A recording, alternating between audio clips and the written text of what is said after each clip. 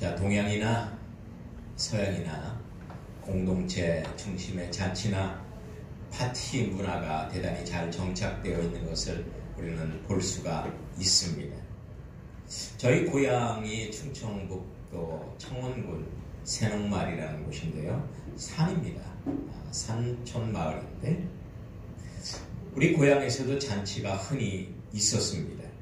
뭐 환갑잔치라든가 아니면 결혼잔치라든가 이런 잔치가 흔히 있었던 것 같아요. 그래서 어느 한 집에 잔치가 있으면 온 마을 사람들이 그 잔치를 위해서 쌀과 여러 가지 잔치를 위한 음식 재료들을 모아서 가져다 줍니다. 그리고 품앗이 하듯이 부인네들이 일주일 전부터 그 집에 모여서 여러 가지 많은 음식들을 만들어 냅니다.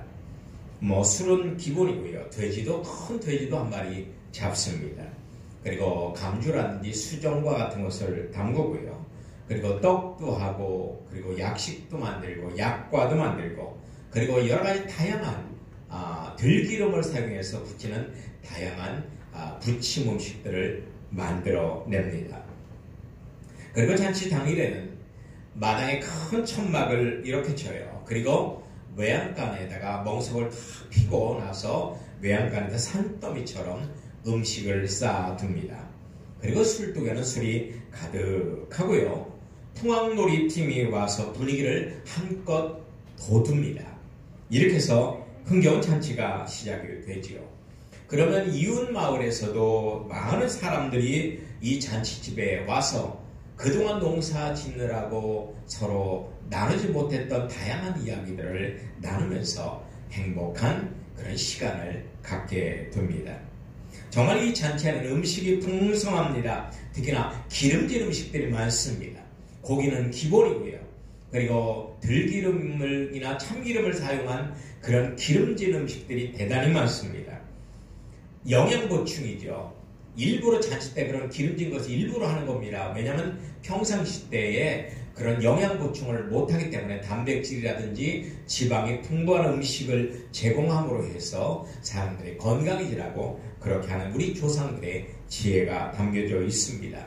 그리고 잔치에 가면 기분이 너무나 좋습니다. 춤도 추고요, 술도 마시고요, 여러 가지 놀이도 하면서 그리고 그동안 보지 못했던 다양한 음식들을 배불리 먹으면서 너무나 흥겹고 즐거운 시간을 갖게 됩니다. 오늘 본문에도 바로 잔치 이야기가 나옵니다. 가나라는 혼인 잔치 이야기인데요. 갈릴리 근방에 가나라는 마을이 있는데 그 마을에서 혼인잔치가 있는데 글쎄 정확하게 이것이 혼인잔치니까요. 동네 잔치인데요. 정확하게 결혼을 해서 하는 잔치인지 아니면 환갑을 맞이해서 잔치인지 어떤 종류의 잔치인지는 알 수가 없습니다만 아마 결혼식의 잔치일 확률이 높습니다. 그런데 이 잔치에 우리 예수님께서 제자들과 함께 초대를 받아서 가셨습니다. 예수님이 제자들을 모아서 첫 사역을 어디에서 시작했느냐? 바로 가나의 잔치에서요. 갈릴리 가나의 잔치집에서 첫 사역을 시작을 합니다. 보수적인 시각으로 볼 때는요. 술과 노래와 춤이 있는 그 잔치집이 그렇게 경건하게 보이지만은 않습니다. 그런데 중요한 것이 있어요. 이런 곳에 길이요 진리요 생명이 되신 우리 예수님이 찾아갔다는 것입니다. 우리 예수님이 이러한 잔치집에 계시다는 것이 중요한 것입니다. 여러분, 우리 기독교적 경건은 예수님이 함께하는 곳입니다. 이 코로나로 인해서 전 세계의 경건의 패턴이 바뀌어지고 있습니다. 예배 패턴이 바뀌어지고 있습니다. 교회당에 모여서 드리는 그런 예배, 교회당 중심의 경건 생활에서 생활 영성, 일상에서의 생활 영성 예배, 생활 영성의 경건으로 그 패턴이 바뀌어지고 있습니다. 이것은 대단히 저는 고무적인 것이고 성경적인 것이라 생각을 합니다. 우리 기독교가 개혁되는 그런 놀라운 시간이라 저는 생각을 하고 있습니다. 여러분 성경상에 가장 경건하다고 하는 아브라함을 한번 볼까요? 아브라함은 아내를 2번씩이나 팔아넘긴 파렴치한 사람입니다. 그리고 모세는 살인을 저지른 사람이고요. 다윗은 간통과 살인을 저지른 사람입니다. 자기 부하를 배신했던 사람입니다. 그리고 가장 거룩한 성녀라고 하는 막달라 마리아는 당시 유명한 창녀였습니다. 그런데 이 모든 사람을 성경은 경건한 사람이라고 합니다. 그들의 행실이 경건해서가 아닙니다. 그들은 예수님과 함께 했기 때문에 경건하다는 거예요. 여러분, 경건한 행실은 누가 갖고 있었습니까? 예수님 당시에 바리새인이나 서기관들은 경건한 행실을 갖고 있었어요. 그러나 예수님은 그들을 경건하다고 평가하지 않습니다. 그러나 불경건했던 세리나 이런 사람들은 예수님은 경건하다고 합니다. 왜입니까? 세리는 겸손한 마음으로, 참여하는 마음으로 예수님과 동행했고, 바리새인들이나 서기관들은 자기의에 충만해서 예수님과 동행하지 않았기 때문입니다. 진정한 경건은 무엇이냐? 예수님과 동행하는 것입니다. 우리는 늘 명심해야 되는 거예요. 예수님만이 길이요 진리요 생명이라는 것을 명심하며 살아야 합니다. 경건하다고 하는 행실, 그런 행위를 하지 말고 경건하신 예수님과 동행하는 생활 영성을 추구해야만 합니다. 그것이 참된 경건 생활입니다. 여러분, 코로나19로 인해서 우리는 정부를 많이 원망을 합니다. 정부가 교회를 망하게 한다, 교회를 문 닫게 한다, 기독교를 핍박한다 하지만 저는 꼭 그렇게 보고 싶지는 않습니다. 이것이 오히려 하나님의 참된 은혜요. 그리고 마지막 시대에 진정한 교회의 개혁을 이루고자 하는 하나님의 섭리가 있다고 생각을 하기 때문입니다. 여러분, 우리는 이제 예수님과 동행하는 삶을 살아야 합니다. 교회당 건물과 동행하고 목사님과 동행하는 그러한 삶을 그동안 살아왔다면 이제부터는 일상에서 예수님과 동행하는 구름기둥과 불기둥을 따라 사는 그런 참된 경건의 삶을 살아야 한다고 저는 믿습니다. 할렐루야. 할렐루야. 네. 여러분, 예수님의 어머니인 마리아는 그 가나 혼인 잔치에서 적극적으로 일을 하고 있습니다. 아마도 마리아의 친척 중에 누가 결혼을 하고 있지 않은가 싶습니다. 그래서 마리아가 적극적으로 일을 하고 있는 것 같습니다. 예수님은 이미 출가를 했습니다. 어머니와 집을 떠나왔어요. 그럼에도 불구하고 예수님은 결코 친척들을 외면하지 않습니다. 우리는 경건하다고 하는 사람들을 가만히 보면은 경건한 삶을 위해서 나는 부모님을 버립니다. 자식을 버립니다. 친척을 버립니다. 해서 모든 것과 인연을 끊고 살려고 하는 사람을 참 많이 보게 됩니다만 우리 예수님은 그렇게 하지 않았다는 것을 꼭 명심하시기 바랍니다. 예수님은 공생애를 처음 시작하면서 처음으로 형성된 제자들을 데리고 간 곳이 어디냐? 바로 잔치집입니다. 여러분, 아이러니하지 않습니까? 어떻게 예수님은 제자들을 가장 거룩한 집단으로 공동체를 만들고자 하는 예수님께서 제자들을 술과 춤과 놀이가 그리고 막짝짓거란 그런 잔치집으로 제자들을 데리고 가는지 우리는 한번 생각해 보아야만 합니다. 당시에 경건하게 살고자 하는 사람들은 유대의 깊은 광야에 들어가서 철저한 절제생활, 금식생활을 했습니다. 그 사람들이 바로 에세네파예요. 에세네파.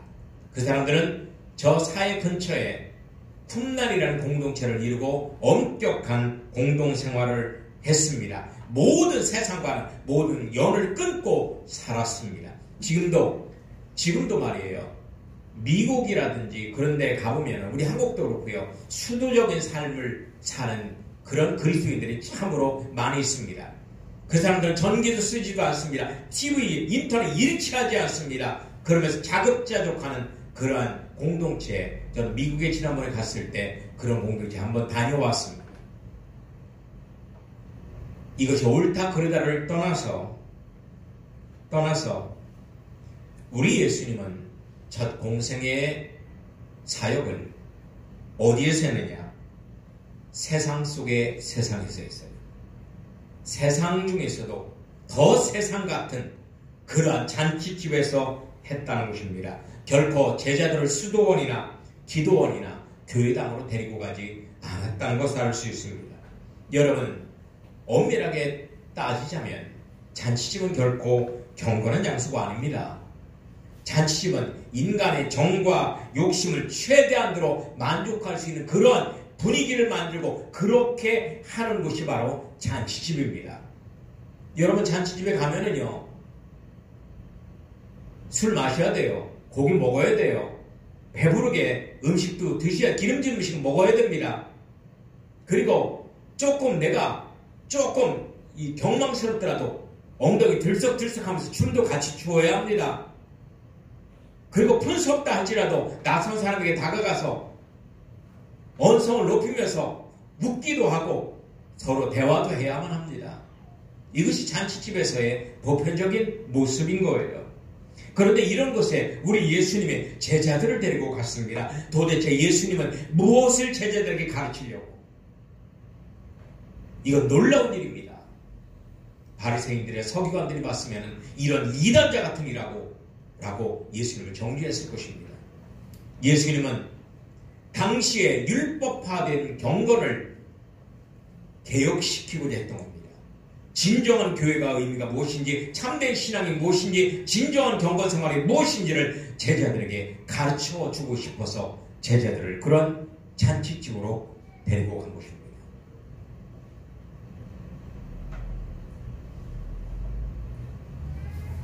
여러분, 그런데 우리가 여기서 주목할 것이 있습니다. 그것은 뭐냐? 한번 따라서 보실까요? 세상 속에 주님은 실제로 계셨다. 세상 속에 주님은 실제로 계셨습니다. 한 번은요, 아주 경건하다고 하는, 제가 신학교 다닐 때 경건하다는 친구랑 저기 동해에 어느 사찰을 갔어요. 동해에서 전도여행을 하다가 우연히 사찰을 들렸는데 큰 절이더만요. 저는 단순히 그 절에 가서, 그게 언제적 지어졌냐면 고려시대인가 지어진 사찰이에요. 저는 문화재라 생각을 하고 거기 들어갔는데 너무나 조용하고 좋더라고요. 저는 앞에 있는 그런 불상이나 이것은 하나의 그냥 단순한 그냥 무상 덩어리다. 그냥 나무고 돌이다. 저는 부처로 보인 게 아니라 나무나 돌로만 보였을 뿐입니다. 근데 갔는데 제 마음이 편하더라고요. 거기 절당 안에 들어갔는데 마음이 편했습니다. 저는 단지 문화재라고 생각을 했고요. 거기서도 하나님의 임재를 느꼈습니다. 이런 저를 본 그 친구가 너무나 놀라는 거예요. 놀라면서 나왔고 저한테 막 정죄하면서 어떻게 이런 곳에 와서 어떻게 이렇게 편한 마음을 가질 수 있느냐? 이곳은 귀신이 우글거리는 우상단지인데 어떻게 이곳에 온 것조차도 우리는 철저히 회개해야 된다 하면서 막 저를 가르치면서 정죄를 하더라고요. 여러분, 절간 안에는 예수님 안 계십니까? 솔직히 한번 얘기해 보세요. 하나님 안 계세요? 절간 안에는? 저는 절간 안에도 하나님이 계시다고 생각해요. 그리고 여러분, 지하 깊은 곳에 석탄을 캐는 사람들, 지하 수백 미터 암흑 속에는 하나님 안 계실까요? 저 화성에는 하나님 안 계실까요? 저 목성에는 하나님 안 계실까요? 카페에는 하나님 안 계실까요? 심지어요, 술집에는 하나님 안 계실까요? 청와대에 하나님 안 계실까요? 여당은 야당에 하나님 없다고 하고 야당은 여당에 하나님 없다고 하고, 과연 여당에는 하나님 없을까요? 야당에는 하나님 없을까요? 북한에는 하나님 없을까요? 여러분, 하나님은 무소부지하신 분입니다. 하나님은 어디든지 계십니다. 중요한 것은 가장 세속적이라고 하는 잔치집에 우리 예수님이 계셨다는 겁니다. 그리고 우리 예수님은 우리들을 그곳으로 초대를 하셨다는 겁니다. 우리들을 그곳으로 초대하셨다는 겁니다. 여러분, 불교에서는 경건하게 살려는 입상수도해라. 세상과의 모든 인연을 끊고 산속 깊은 곳에 들어가 그곳에서 수도 정진해라 라고 가르칩니다. 수도 정진해라. 하지만 기독교는 그렇게 가르치지 않습니다. 우리 기독교는 뭐라고 가르치느냐? 일상에서 생활 영성해라. 일상에서 생활 영성해라. 지금 있는 그 자리에서 하나님의 뜻을 찾아 순종하는 삶을 살아라. 지금 그 자리를 떠나지 말고 지금 있는 모습 그대로 살면서 거기서 하나님의 음성을 듣고 하나님의 뜻을 쫓아 사는 생활 영성을 실천해라. 이것이 기독교의 가르치는 거예요. 까를로 까레토라는 사람은 이런 책을 썼어요. 도시 속의 광야. 저는 이 책을 읽고 너무나 감동을 받았습니다. 도시 속의 광야. 이 책의 핵심은 일상의 삶 속에서 광야를 마련하라는 것입니다. 광야로 나가지 말고 네가 있는 그 현장에서 광야를 만들라는 얘기예요. 광야를 만들라는 얘기입니다. 우리 그리스도인들의 광야는 산속이나 무인도에 있지 않습니다. 지금 우리가 사는 삶의 현장에 있습니다. 도시 속에, 아파트 속에, 전철 속에, 경기장 속에, 심지어는 우리 군대에도 주성이가 있는 21사단, 바로 그곳에도 진호가 있는 6사단, 바로 그곳에도 하나님은 살아 계십니다. 할렐루야. 네. 여러분, 대부분 경건하다는 분들은요, 코로나로 인해서 교회 못 가니까 교회가 망할 거라고 생각하는 분들이 있어요. 교회를 못 오는 분을 정죄를 하고, 그리고 자기가 못 가면 자기도 버림받을 거라고 생각을 하고 있어요. 그렇지 않습니다. 하나님은 이 교회당이라는 건물 안에 계시지 않습니다. 하나님은 우리 마음 안에 계시고요. 하나님은 어디든지 계십니다. 그래서 중요한 것은 내가 있는 그곳에서 하나님의 뜻을 쫓아 부른 기둥을 따라 사는 생활 영성의 경건이 대단히 중요하다는 것을 알아야 합니다. 할렐루야. 그런데 예수님이 제자들과 함께 그 잔치집에 갔는데 그 잔치집에 아주 큰 문제가 발생했습니다. 그 큰 문제가 뭐냐? 술이 떨어졌어요. 막걸리가 떨어졌어요. 소주가 떨어졌어요. 위스키가 떨어졌어요. 빼가리 떨어졌어요. 포도주가 떨어졌어요. 와인이 떨어졌어요. 에이, 뭐 막걸리가 떨어져 잘 됐지 뭐. 우리 기독교 잔치에 막걸리가 떨어졌으면 너무나 잘 된 거 아니야? 소주가 떨어졌으면 너무나 잘 된 거 아니야? 이렇게 생각을 하시겠지만 그렇지 않습니다. 절대 그렇게 단순한 문제가 아니에요. 저는 잔치집에는요, 술이 있어야 된다고 생각해요. 그래서 제가 만약에 있잖아요, 환갑잔치는 저는 안 할 거예요. 칠순잔치는 하고 싶습니다. 예. 그 칠순잔치를 하면 자녀들에게 하는 사람들을, 저는 기독교인들만 초대할 게 아니라 동네 사람들 다 초대하고 싶어요. 넌 크리스천들도. 그리고 나서 저는 제 아들에게 그렇게 말하고 싶어요. 부족하지 않게 소주랑 맥주, 막걸리 잔뜩 준비하거라. 그렇게 말하고 싶어요. 부족하지 않게 준비하거라. 여러분, 이건 불경건한 게 아니에요. 저는 성경을 알기 때문에, 예수님을 믿기 때문에 이러는 거예요. 여러분, 중요한 것은 예수님이 함께 하느냐, 함께하지 않느냐가 중요한 것이지, 다른 거 중요하지 않습니다. 예수님을 내가 지금 보고 있느냐, 예수님을 잊고 사느냐가 중요한 거예요. 지금 예수님을 보는 게 중요한 거예요. 예수님과 함께하는 게 중요한 거예요. 여러분, 잔치집에서 포도주가 부족하다는 것은 대단히 심각한 문제입니다. 왜냐하면 중동에서는 포도주는요 단순한 술이 아니에요. 사치품이 아닙니다. 필수품입니다. 필수품이에요. 제 재산 목록 1호가 뭔지 아세요? 제 재산 목록 1호가 스마트폰이 자가용은 렌트했다가 다시 반납했기 때문에 없어졌고 이제 스마트폰이 제 재산 목록 1호예요. 1호. 그런데요 어떤 분은요 스마트폰을 쓰는 거를 부정시하는 분이 있어요. 저는요 신형 스마트폰 나오면요 얼른 사요. 좀 내게 구형이 됐다 기능이 떨어졌다 하면 얼른 바꿉니다. 저는 그거에 대해 죄책감을 느끼지 않습니다. 내가 필요한 기능이 있으면 그 기능을 쓰기 위해서 새로 사는 거예요. 여러분 지금의 스마트폰은요 사치품 아니에요. 사치품 아닙니다. 필수품입니다. 스마트폰 없으면요 비대면 예배 불가능합니다. 생각을 해봐요. 스마트폰이 없이 비대면 예배가 가능해요? 지금 우리가 반은 모였고 반은 안 모였어요. 안 모이신 분들 예수님 잘 믿는 분들이에요. 참 경건하게 사는 분들이에요. 스마트폰이 있으니까 우리가 이것을 녹화를 해서 보내면 그분들이 스마트폰으로 보는 거 아닙니까? 필수품이에요. 그리고 이 시대 자가용? 사치품 아닙니다. 심지어요 골프 치는 거? 사치품 아니에요. 여러분 제가 어렸을 때 가장 사치스러운 과일이 뭔지 아십니까? 60년대 70년대 맞습니다. 바나나입니다.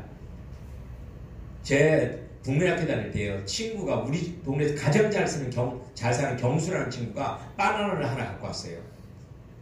근데 그 냄새가 얼마나 향긋하고 그걸 먹는데 옆반 있는 아이들 다 모여서 그거 먹는 걸 구경하는 거예요. 그런데 저는 기대했습니다. 걔가 나하고 좀 친하게 지내거든요. 바나나 알맹이를 기대한 게 아니라 바나나 다 먹고 껍질이라도 나 줄 줄 알고 기대했어요. 껍질이라도. 그런데 세상에 얘가 껍질까지 다 먹고 얼마나 아쉬웠던지. 바나나 하나 사기가 하늘의 별 따기였어요. 그거 정말 부잣집에서 먹는 사치품이었습니다. 그러나 지금은 안 그렇습니다. 바나나 3, 4천 원만 주면 한 무더기 사요. 정말 배불러 못 먹을 정도예요. 지금은요 그렇습니다. 골프 치는 것도 그래요. 지금은 생활 스포츠예요. 여러분 가능하면 골프도 배우세요. 지금 정말 편하게 칠 수 있는 곳이 많습니다. 우리는 제대로 알고 살아야 합니다. 우리의 패러다임을 바꿔야 돼요. 어떤 율법적이고 세속적인 패러다임에서 성경적인 패러다임으로 바꿔야 합니다.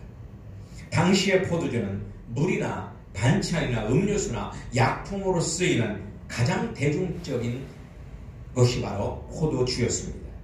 이 포도는 잔치집의 핵심 음식입니다. 이 포도주가 떨어지면 주인은 고소당합니다. 심지어 잔치집이 초상집이 될 수도 있어요. 사람들이 돌로 그 주인을 때려서 죽일 수도 있습니다. 대단히 심각한 문제입니다.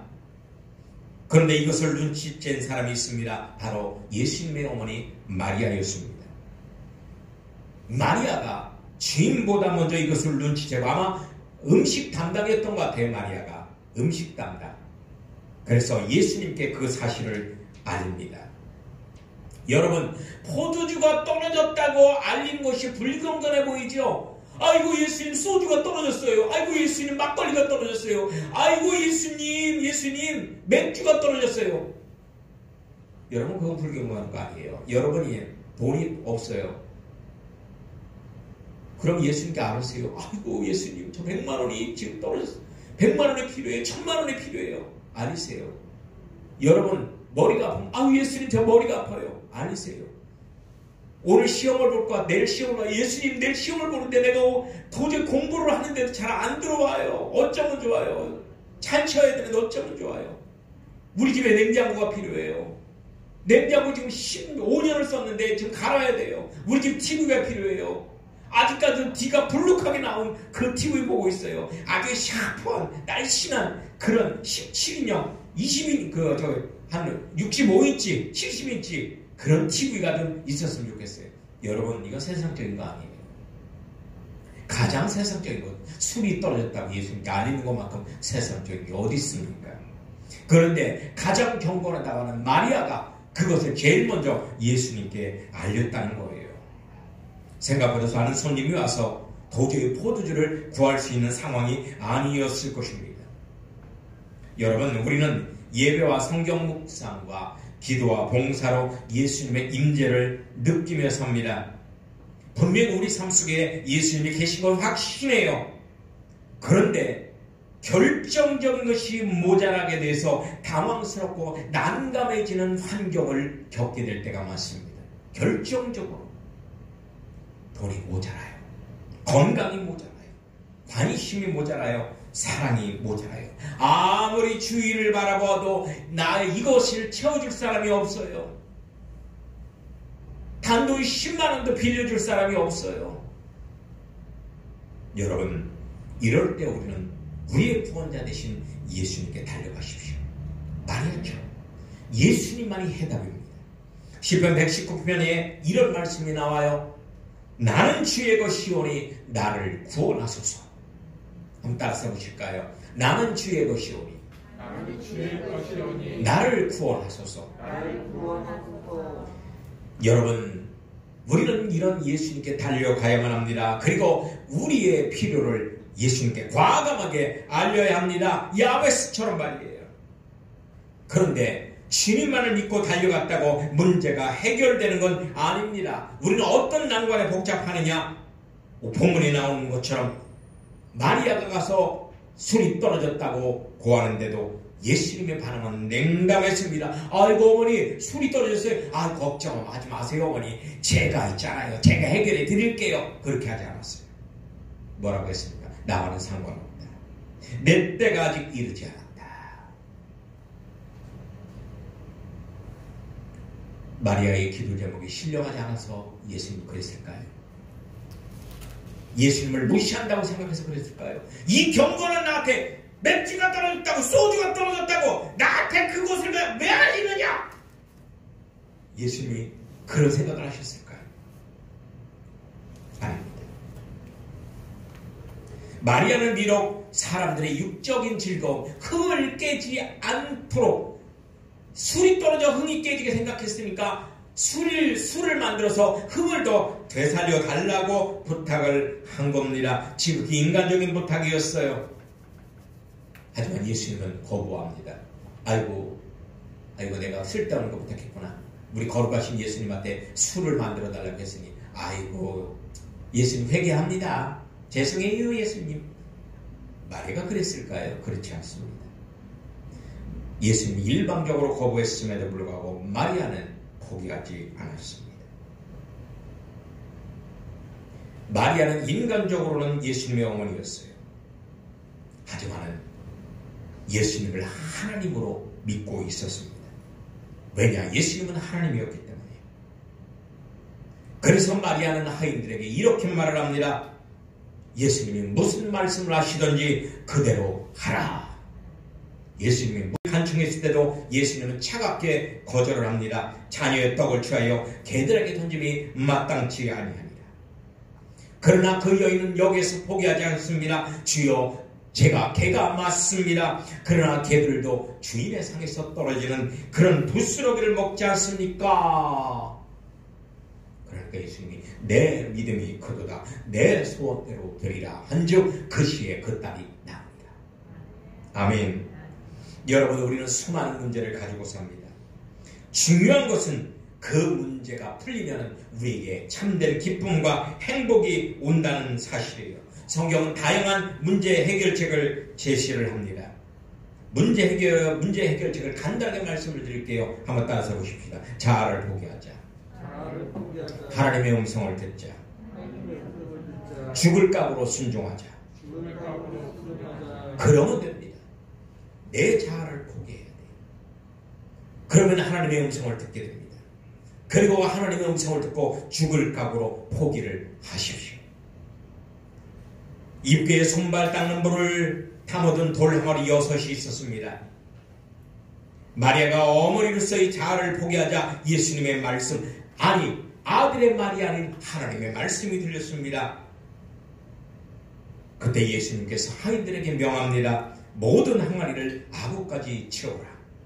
그리고 그물을 떠서 잔치 총책임자에게 가져다 주어 마시게 하라. 아멘. 하인들은 목숨을 걸었습니다. 왜냐? 그 물은요, 일반적인 물이 아니라 손발을 닦는 대단히 더러운 물입니다. 지금처럼 한국은요, 손발을 닦는 물도 깨끗하잖아요. 중동은 그렇지 않아요. 물이 귀하기 때문에요. 그 손발을 닦는 거기 위에는 어떤 파리 시체도 있고요, 여기 먼지도 뿌연하게 앉아있고요, 온갖 잡다한 것들이 다 들어있는 구정물 같은 물입니다. 구정물 같은 물. 만약에 그 항아리의 물이 포도주로 바뀌지 않았다면 물을 떠갖고 간 하인은 다 사형당합니다. 다 죽습니다. 예수님의 말씀에 순종하면 죽을 수도 있었습니다. 하지만 그 하인들은 예수님의 말씀에 일사각오로 순종합니다. 열의 책임자가 가져온 물을 마십니다. 그래서 하인들이 물을 가져갔을 때는 그 물은요, 더러운 구정물이었어요. 그러나 하인들은 더러운 구정물이라는 것을 생각하지 않고 예수님은 거룩한 물이기 때문에 예수님의 말씀에 순종하면 잘 될 거라는 믿음을 가졌습니다. 그래서 순종해서 그 물을 떠가니까 그 물이 최상급의 포도주로 바뀌었다는 겁니다. 그래 연회 책임자가 그 포도주를 맛보고 이렇게 말을 합니다. 최고의 맛이로다. 도대체 이 좋은 술을 어디에서 구했느냐? 대부분 잔치에서는 처음에 좋은 술을 내다가 나중에 안 좋은 술을 내는데 여기에는 최고급 포도주를 나중에 내는구나 라고 하면서 칭찬을 해줍니다. 믿음과 순종으로 기적이 일어난 것입니다.